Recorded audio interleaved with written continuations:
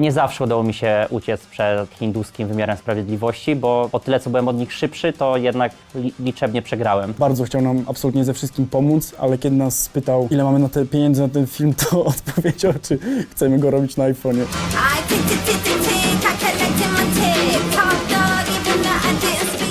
Cześć, nazywam się Leon Korzyński, jestem reżyserem filmu pod tytułem Kamatipura Express, który wspólnie zrealizowaliśmy w ramach drugiego roku naszych studiów w Warszawskiej Szkole Filmowej. Cześć, nazywam się Witold Prokopczyk i miałem okazję tworzyć film razem z Leonem Korzyńskim Kamatipura Express w Indiach.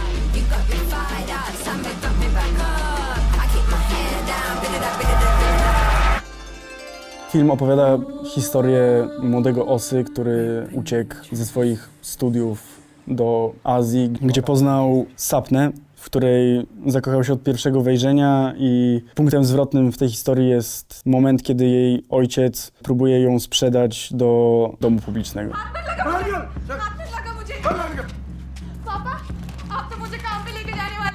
Kiedy miałem 10 lat, to pierwszy raz poleciałem do Indii razem z rodzicami. Pojechaliśmy na taką objazdówkę po całym kraju i kiedy leciałem, to byłem przerażony, ale miałem takie, Jezus, co to jest za świat? Ja tu kiedyś muszę zrobić film.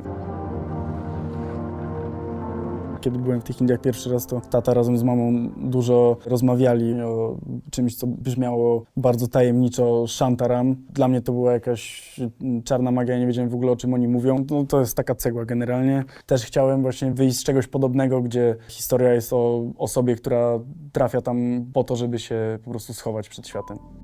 Oskar, kochanie, tu mama. Tata mi mówił, że rozmawialiście. Chcę ci tylko powiedzieć, że nie musisz się tak obwiniać, bo tenis to nie jest całe życie, rozumiesz? Nie była to prosta praca. Jest to na pewno świat, który bardzo dużo uczy. Ja miałem też okazję się w jakiś sposób przygotować przed filmem pierwszy raz w Indiach, tworząc również teledysk dla rapera Kubana. Miałem okazję poza tworzeniem zdjęć do teledysku właśnie przygotować się do zdjęć psychicznie oraz poznać trochę ten świat. I jest to na pewno bardzo ciężki świat pod względem zdjęć. Jest to na pewno świat, który bardzo dużo uczy, ale też ja osobiście uważam, że właśnie w ciężkich warunkach tworzy się dobre rzeczy, ponieważ jak są ciężkie warunki, to naprawdę myśli się o tym, żeby wykonać pracę na 100%. Tak zwana kuźnia charakteru. Tak, można tak powiedzieć. Why does everything has to land on my shoulders? Spotkaliśmy się z Rakeszem, który jest jednym z czołowych nazwisk w czymś takim jak India Take One. Oni są odpowiedzialni za takie filmy jak Slumdog, Milioner z ulicy, Życie Pi, Leon Droga do domu. Udało nam się do nich dotrzeć po kilku dniach w Bombaju. Poszliśmy na spotkanie właśnie z Rakeszem. To było bardzo szokujące, bo ugościł nas w zasadzie tak, jakbyśmy się już długo znali i bardzo chciał nam absolutnie ze wszystkim pomóc, ale kiedy nas spytał, ile mamy na te pieniędzy na ten film, to odpowiedział, czy chcemy go robić na iPhone'ie. Tak. Ale po dwugodzinnej rozmowie udało nam się go przekonać, żeby pomógł nam wypożyczyć kamerę że Ari. jednak warto jest spróbować z nami Tak. coś zrobić.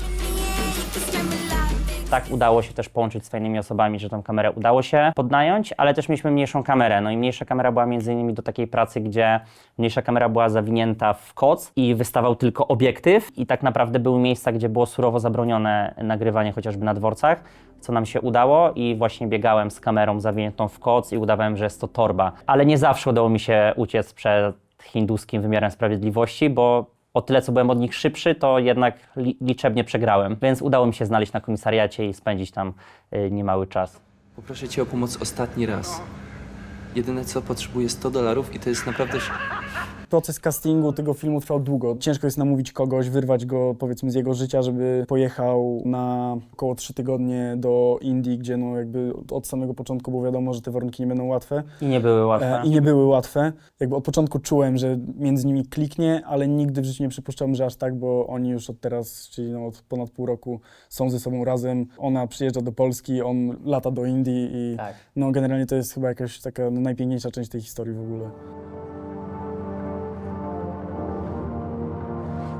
Indie są krajem gigantycznego kontrastu na w zasadzie każdej płaszczyźnie. Chcieliśmy, żeby dwa przewodnie kolory były kolorami, które najbardziej z sobą kontrastują. Tymi kolorami był niebieski i czerwony, czy to w kostiumie, czy w scenografii, co zwłaszcza w scenografii nie jest łatwe, kiedy się kręci gdzieś na mieście. Ta kolorystyka i powiedzmy praca kamery były długo planowane jeszcze przed samym wyjazdem i co jest piękne w tym wszystkim, to, że ty możesz sobie zaplanować naprawdę wszystko, ale kiedy tam przyjedziesz, to jest jeden wielki reality check. Jakby najważniejszym punktem, który pomógł nam zrealizować to byli ludzie, którzy też z nami byli, czyli nasza wspaniała ekipa. Były to też emocje i osoby, którym na przykład czasami trochę emocje i ta siła spadała, ale jak się na przykład komuś dało skuter, to nagle ta emocja szła do góry i mówił: dobra stary, robimy te zdjęcia, dla ciebie wszystko, więc chciałbym podziękować mojej najkochańszej ekipie, która pomogła mi zrealizować te zdjęcia. Jestem ogromnie wam wdzięczny, jesteście niesamowitymi ludźmi, bo byliście totalnymi kotami w tym celu. Ja też chciałbym podziękować każdemu, kto tam z nami był i